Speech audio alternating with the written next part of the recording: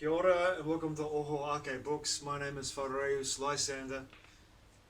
In this video, I'm going to talk about Starseeds, Twin Flames and Soulmates, and my experience of those three experiences and how they relate to my books and my content.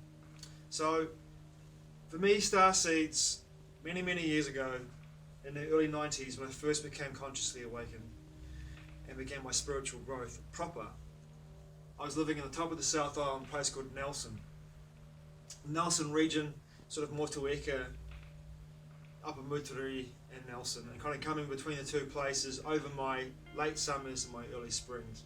And this is where my conscious evolution and my conscious awakening really went into high gear in this area at this time, because of the nature of the people that were there, what they were resonating and bringing into the area. Because at this time, in the early 90s, before Nelson became really gentrified, and it has become very gentrified, since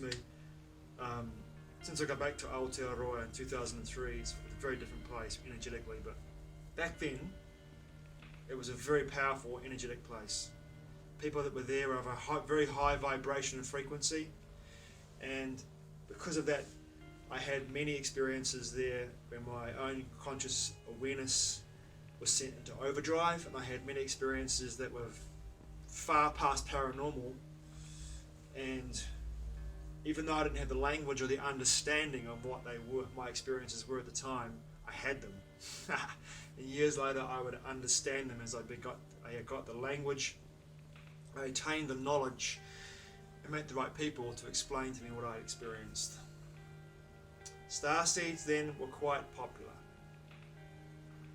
And it was, to me now, looking back on it, it was totally spiritual ego. Oh, I'm the sixth dimensional from Lyra. Oh, I'm definitely a Pleiadian. Oh, I'm from Aldebaran. Oh, no. I believe you're from Andromeda, actually. No one was a Zeta Reptilian, a little grey, or no one had a soul that came through the Draconis, Alpha Draconis reptilian bloodline. Oh, no. They were too dark and dense and heavy. We were all light workers. We were so light and bright. And to me, it felt like total spiritual elitism. Back then, and it still does now. I hear people talk about starseeds. Let me explain to you one thing. And this is my perception. It's not necessarily your truth, right? We are multi-dimensional beings. That's a fact. We are also having a human experience, and we're spirits in a material world, as Sting would say, the police would say. We are spirits in a material world. And not only that, we're also multidimensional beings in regards to our conscious awareness. We have a field of awareness that exists on many levels of existence all at the same time throughout the multiverse. Yet we focus our energy and our field of awareness through the lens of the human body so we can experience 3D. But anytime we choose to, we can focus our energy into another body, another level of existence, where our consciousness is already incarnate in other levels of existence.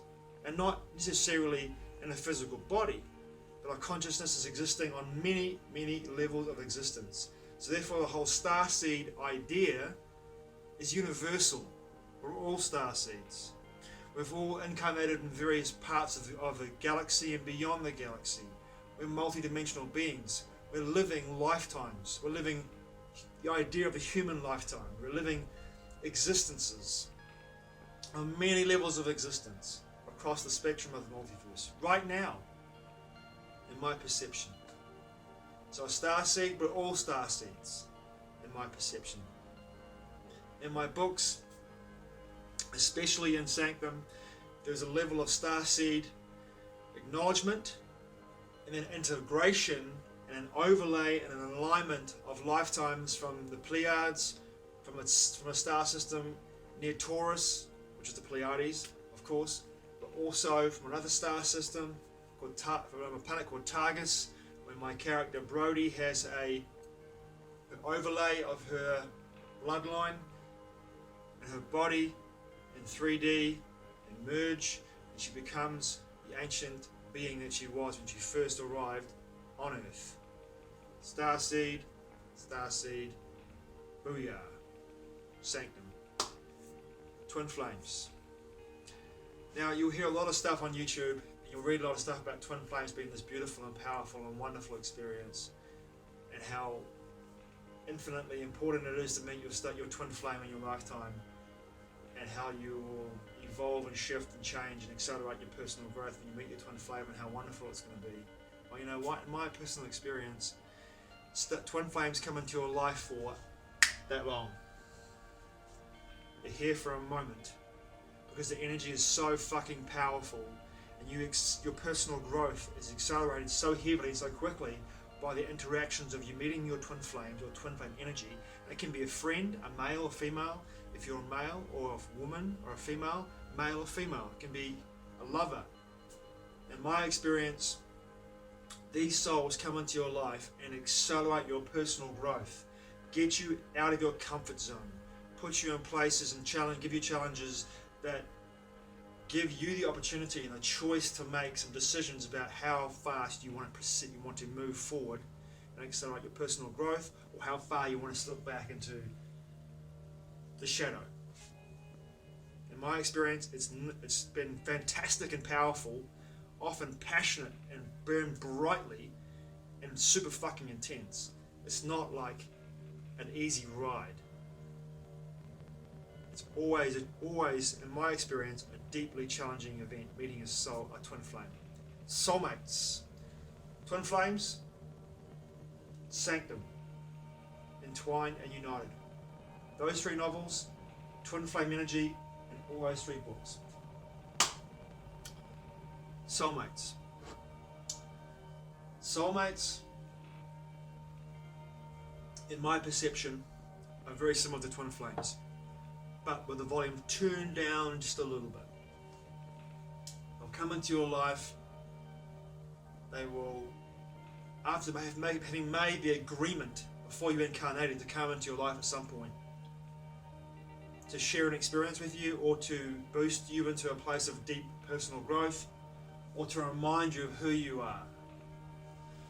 In my experience, all those three experiences have been soulmate experiences with people in my life that have come into my life for a moment, for a day, for a road trip, for a trip traveling across Southeast Asia, or around Australia, through Canada, New Zealand, Aotearoa, have come into my life, and I felt the energy of being with this person has been uplifting and accelerating and powerful and joyful, or really intense but playful and strong and conflicting sometimes as well, pushing me out of my comfort zone to a place of immense personal growth.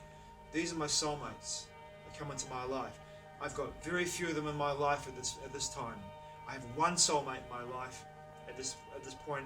I'm making this video, and she is moving me into a place of increasingly powerful, deep trust and surrender, authenticity and vulnerability. And it's making me become the man that I've always wanted to be. I'm forging ahead and becoming this being. I'm being the being that I've wanted to always be. And that's, to me, that's what a soulmate does. The challenge is there. I accept it. So there we have it. Oh, soulmates, and all my books as well. My short stories, there are many situations in those short stories where I have soulmate energy connecting many levels, from multidimensional existence to 3D existence and beyond. Many stories, many anecdotes that I've written into short stories with fictional characters, but true stories. I was there, that's what happened to me. Thanks for watching, I really appreciate it. Mā te awa. I'll see you again soon.